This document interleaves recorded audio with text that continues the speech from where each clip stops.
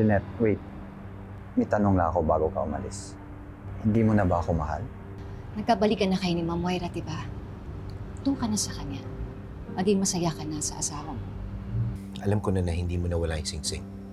Sorry talaga, kasi nakalimutan ko talaga suotin yung singsing.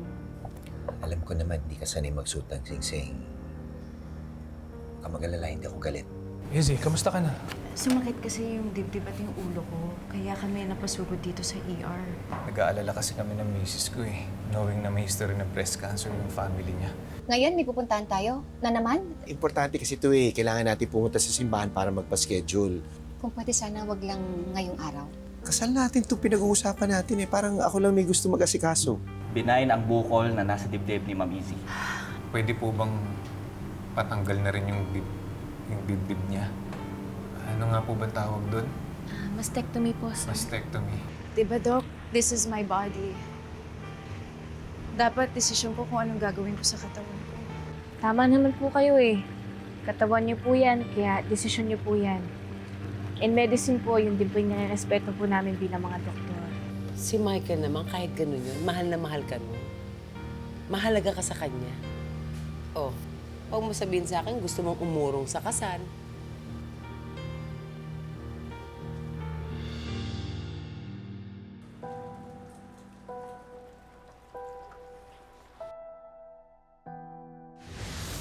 Huwag mo na lang siyang hubarin para hindi mo siya makalimutan isuot. Pangako natin to sa isa't isa. Kaya kailangan suot mo siya parati. Nasaan yung singsing mo? Di ba sinabi ko sa'yo, huwag mo nang hubarin yung singsing?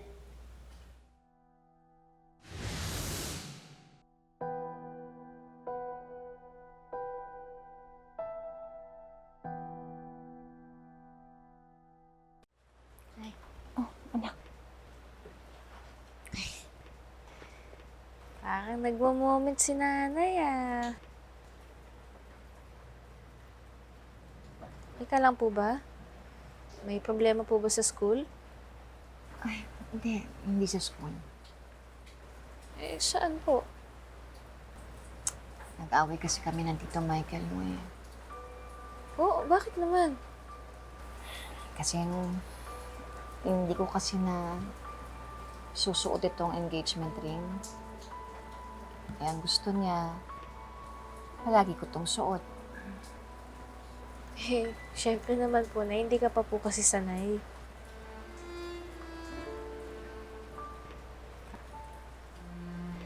Nay, hindi ka po sinasabi sa akin.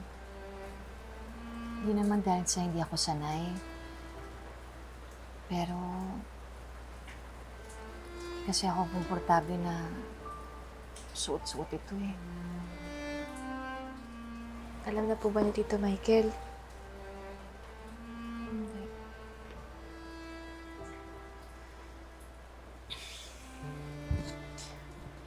Alam mo, Nay, may pasyente po ako ngayon.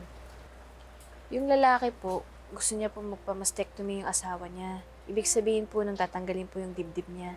Kasi natatakot po yung asawa niya na magkaroon po ng breast cancer yung asawa niya eh. Ano ngayon ang gagawin ninyo? Di pa po namin naoperahan. Ayaw po kasi ng babae, yung lalaki lang naman po yung may gusto. Pero syempre, katawan niya po yun, kaya desisyon niya po yun. Yun nga din po yung gusto ko pong sabihin sa'yo, Nay. Syempre, kayo po yung magpapakasal. Kaya kayo po yung makakaalam kung tama o mali po ba yung desisyon ninyo. Kung nagdadalawang isip po kayo o hindi. Buhay niyo po yan eh.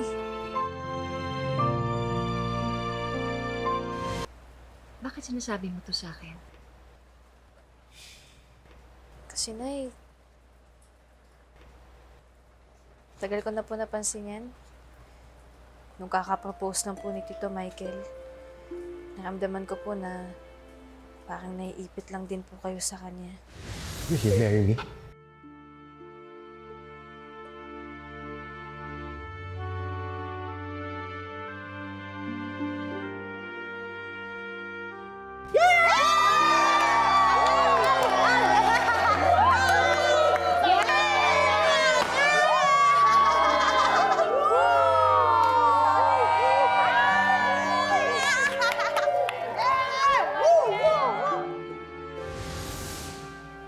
May tulong po ako.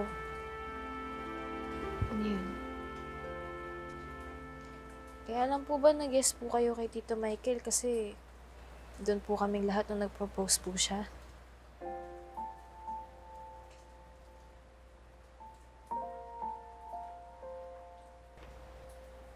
Ay, sorry po ah. Naging parte pa po ako ng dahilan kung bakit naiipit po kayo sa sitwasyon na to ngayon. Anak, wala ka naman kasalanan. Siyempre, gusto mo. Maging masaya lang ako, di ba? Ako na eh. Siyempre, gusto ko po masaya ka po.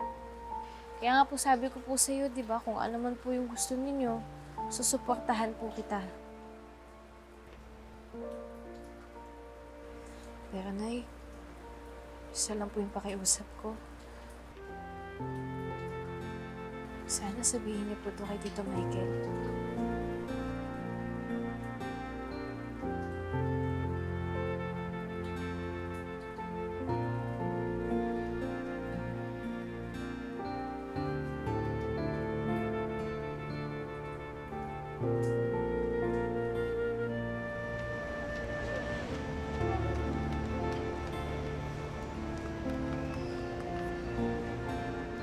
Lahat na lang pinagseselosan ni Zoe. Baka naman kasi may iba ka na. Wala. Wala o ayaw mo lang umamin? Alam mo kung may iba ka na, you should tell Zoe. Baka mamaya she's hoping na you're still waiting for her na makabalik pero hindi naman pala. So ano? May bago ka na. Sino ba yan?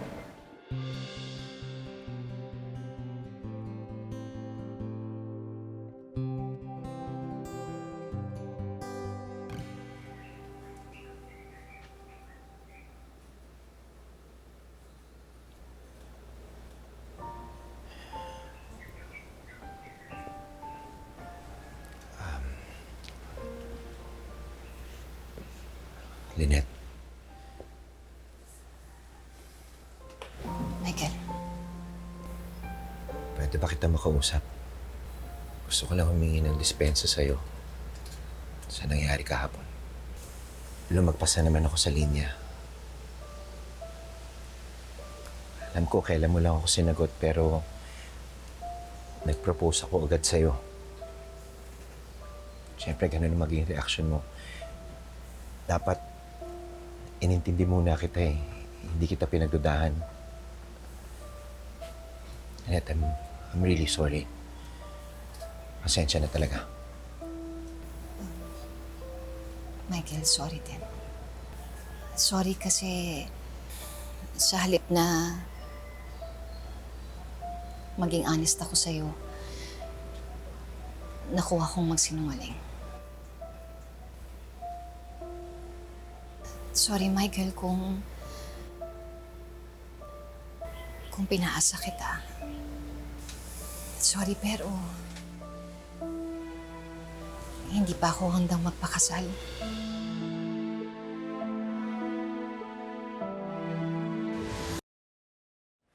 Uy, si Doktora Santos? Ha?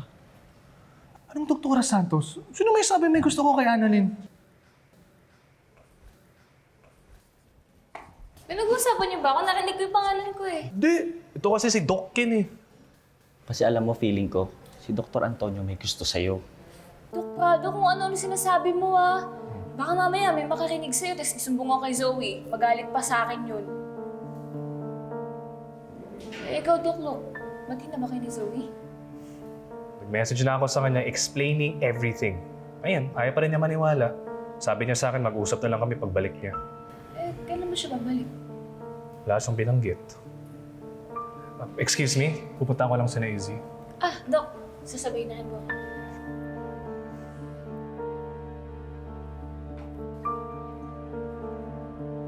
Lynette? Lynette, sandali lang. Baka nabibigla ka lang. Baka pwede mong pag-isipan to. Michael, nasasakal ako. Ang dami biglang nangyayari. Ang dami kong kailangan gawin.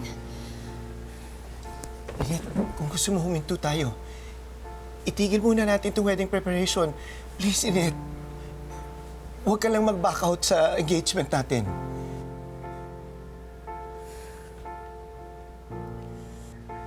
Lynette, please. Please, wag. Kung gusto mo, itago mo yan. Gusto mo bigyan kita ng oras.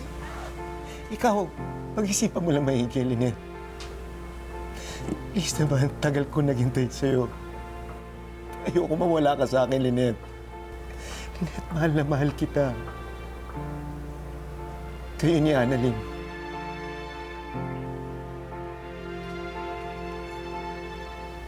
2 linggo. 2 linggo. 2 linggo na hindi natin pag-uusapan ng tungkol sa kasal. Kahit 1 buwan pa. Hindi ko babanggitin ang salitang kasal.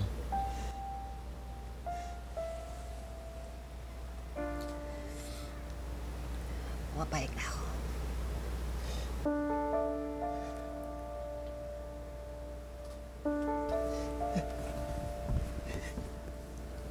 Salamat, Pili.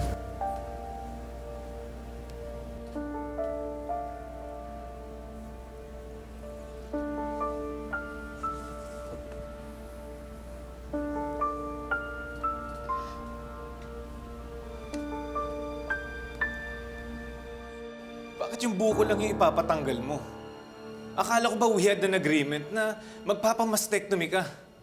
We never had an agreement. Nag-assume ka lang na gagawin ko yun. Hindi mo man lang ako pinakinggan eh. Easy. Buhay mo yung pinag-uusapan natin dito. Kaya nga, buhay ko. Di ba dapat desisyon ko? Pero Easy, mag-asawa tayo eh. One heart, one mind. But not one body! Katawan ko to, Bart! Alam ko na ginagawa mo lang to para sa akin. Pero di ba dapat desisyon ko kung anong gagawin ko sa buhay ko? Sa katawan ko? Kung hindi mo naiintindihan yung pinanggagaling ako, di ba't naging mag-asawa pa tayo? Hindi ko sa hindi naiintindihan. Ayoko lang na may mangyaring masama sa'yo dahil ayoko mawalan ng asawa. Ang hirap mo umintindi, ang hirap mong kausap.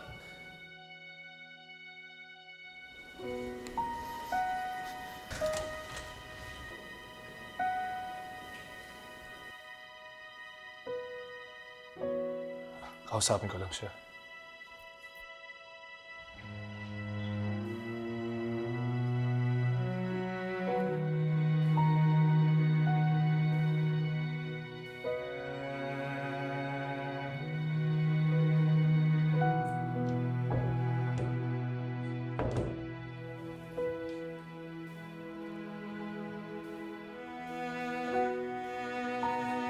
I had to tell him kung ano yung nararamdaman ko. Kung ano yung gusto ko. Mahal ko siya, kaya ayoko magsinungaling sa kanya. Tama naman yung ginawa ko, di ba?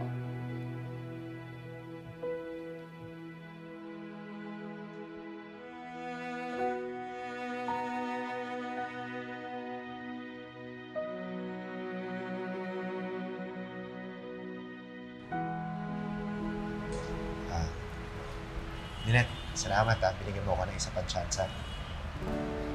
Sabi ko naman sa'yo, Michael, gusto ko talaga magtagal yung relasyon natin. Pero ayoko lang talaga yung minamadali ako eh. Oo naman, Lynette. Kuha ako na. Balikan na lang kita pag susunduin na kita, ha? Sige. Salamat ha sa paghatid. Pasok na ako. Mag-ingat ka. Ingat ka rin.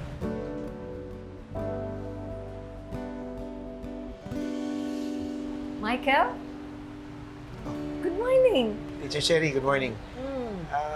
Kamusta na nga pala si Jewel tsaka yung asawa ninyo? Ay, okay na sila. Nakakakilos na.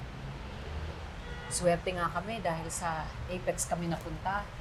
Malaking discount namin. Siguro, nakatulong din na kaibigan ni Lynette yung medical director ng Apex. Medical director? Hindi naman kaibigan ni Lynette si Dr. Tanyag eh. Magkakilala sila pero hindi sila magkaibigan. Ganun ba? Nakita ko sila magkausap dito ng isang araw eh. Baka naman pinag-usapan lang nila yung career ni Annalyn sa Apex. Kailan mo ba nakita sila magkausap? Kung hindi Martes, Miyerkules. Pero sure ako, after yun nung nag-propose ka kay Lynette. Sige ha, papasok pa ako eh. Ingat.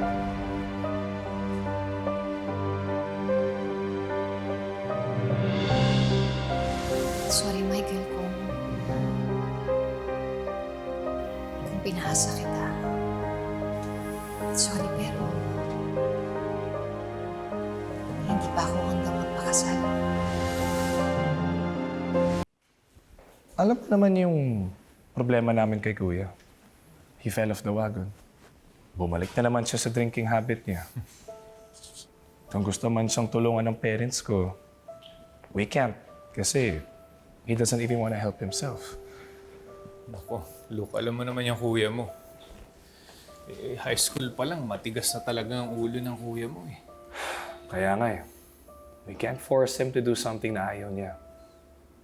Lagi niyang sinasabi, it's his life, it's his body. Same goes sa case yun ni Izzy. Alam kong worried ka lang para sa kanya. But at the end of the day, it's her body. It's her life. It's her choice. Pero Luke, may history sila ng breast cancer. Yun yung inaalala ko eh. Kuya Bart, I understand you. Alam kong mahal na mahal mo si Izzy. But right now, there is no signs of cancer sa kanya. So logically, there's no reason for her para magpa-mastectomy. But if you want, you can convince her to get a checkup regularly. Para kung magkaroon man siya ng sign ng cancer, maagapan natin. Kuya Bart, kasama sa pagmamahal, you let them be themselves. Hindi yung pipilitin mo sila sa kung anong gusto mo. Ikaw, paano kung pilitin ka ni Izzy na gawin mo yung mga hindi mong gusto? Anong mararamdaman mo?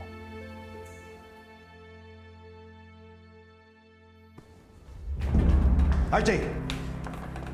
Sir, sorry po. Ayaw niya po magpapigil eh. It's okay, Alan. Iwan mo na kami. Talagang ayaw mo kami tigilan ni Lynette, no? Ano sinasabi mo? She's having second thoughts dahil nakipagkita ka na naman sa kanya. Second thoughts? Dapat lang. Napilitan lang naman siya ng pumayag na magpakasal sa'yo. I was there. I saw it in her eyes. Naipit lang siya sa sitwasyon. Yun ang pala natutuwa kay. Ba't di mo pinigilan? Alam ko na. Kasi between the two of us, ako ang pipiliin niya. Gusto mo? Papiliin natin kung sino sa ating dalawa?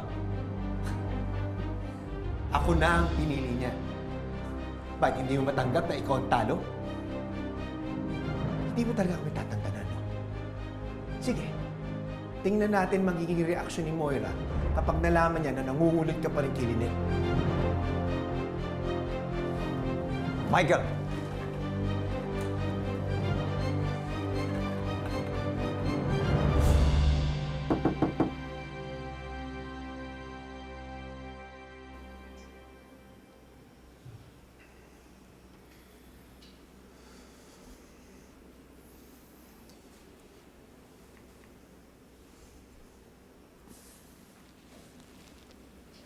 I'm sorry.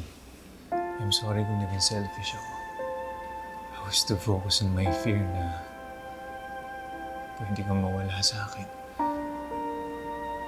I forgot to consider your feelings. I'm sorry. Umupo ka nga dito.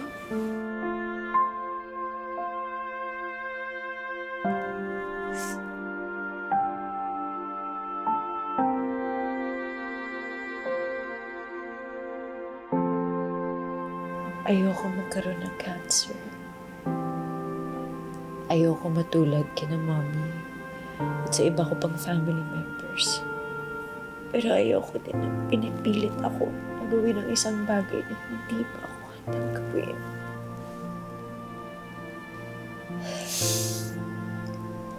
Mali ako. Pero ngayon, naintindihan ko na. Mag-asawa man tayo, it is still your body, your life, your decision. Kaya, pumapayag na ako na hindi ka na magpamastectomy. And whatever happens, dito lang ako sa tabi mo. Hindi kita iiwan. Hindi kita papabayaan. Kasi mahal na mahal kita. Mahal kita.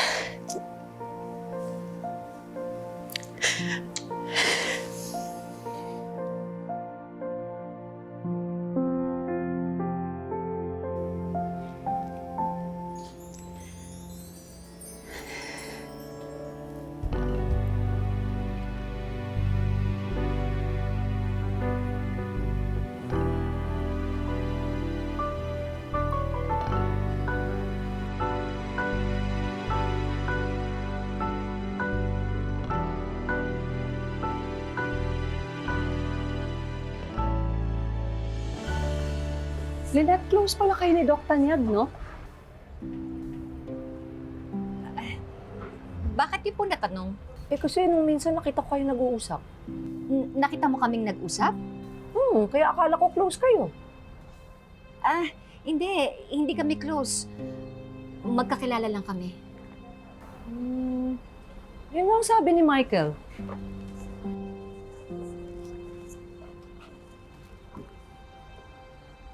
Alam ni Michael na nagkita kami ni Dr. Tanyag? Oo. Nabanggit ko kanina nung nakasalubong ko siya papasok.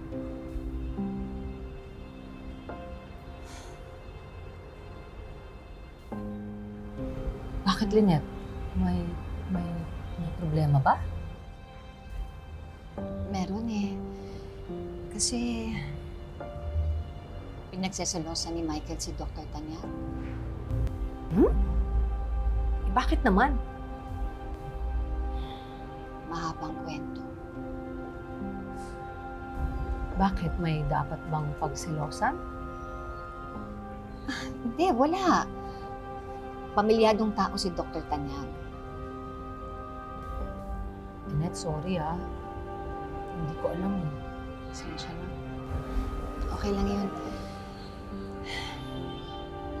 Hindi ko lang kasi alam kung anong pwedeng gawin ni Michael eh. Iba kasi yun pag nagselos.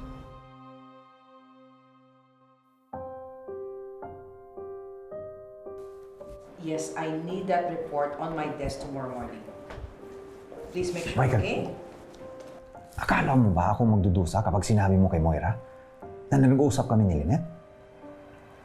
Silang dalawa, si Annalyn at Lynette, ang babalikan niya. Hindi ako. Alam mo pala yung consequence ng actions mo eh. Ba't ginagawa mo pa? Robert, what are you doing here? Michael, what is this about? May gusto lang ako sabihin sa'yo, Moira.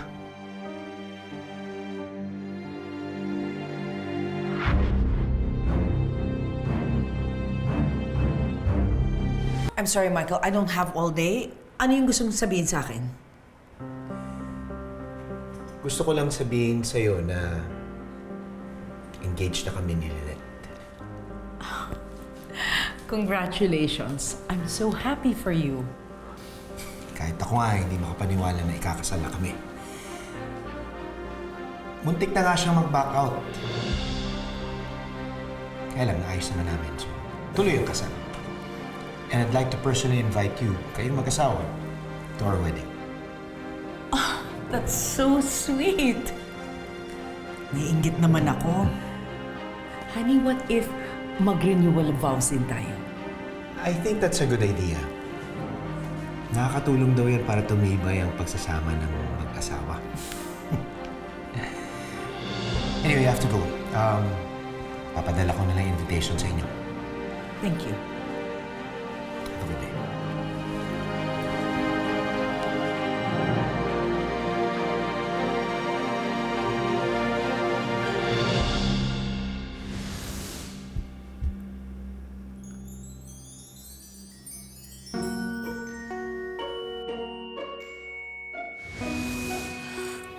Erase. Erase.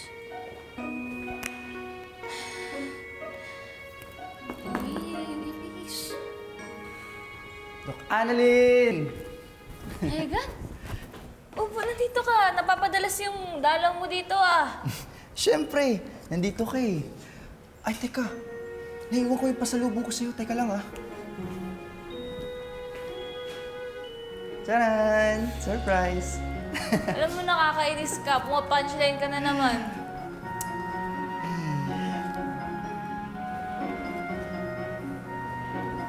Sino yung nanap mo? Wala si Doc Luke. Kasama ko kasi siya kanina eh. Sus, yung mga tinginan na yan. Yan yung tingin mo kay Doc Antonio dati nung crush na crush mo pa siya eh. Alam mo, ang intrigero mo. Nakakainis ka. Nagsiselos ka lang eh, no? Paano kung sabihin kong oo, na nagsiselos ako? Itigil mo yung drama mo. Libre mo na kaya ako ng fishbowl. Alam mo sinasabi nito.